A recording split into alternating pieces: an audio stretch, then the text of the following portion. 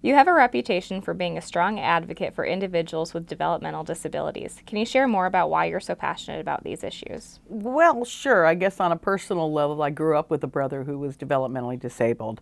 And boy, we've come a long way as far as being able to assist our folks with disability, assimilating them back more into our society, making sure that they are a part of our communities. And I just think that's vitally important. So I am an advocate on behalf of our folks with developmental disabilities and will always be, because I have that based passion in me. What legislation are you currently working on to empower persons with developmental disabilities? Well, I think probably one of the most important bills I'm working on is House Bill 2790, which has to do with community access versus employment services for our folks with disabilities.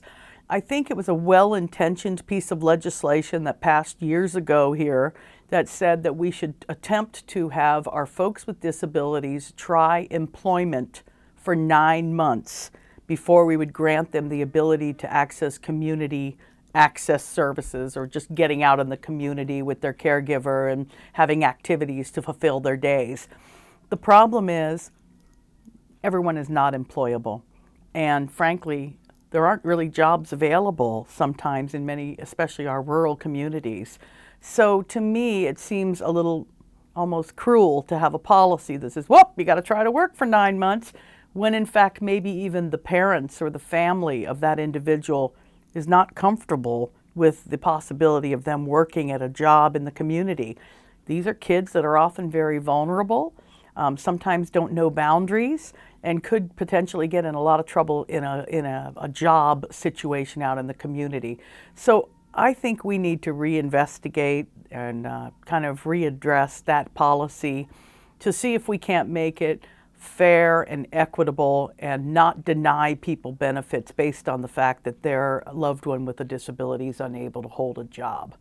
And another bill I'm working on is simply changing the term sheltered workshops to center-based services, because we think that many of these sheltered workshops have gotten kind of a bad rap in our state.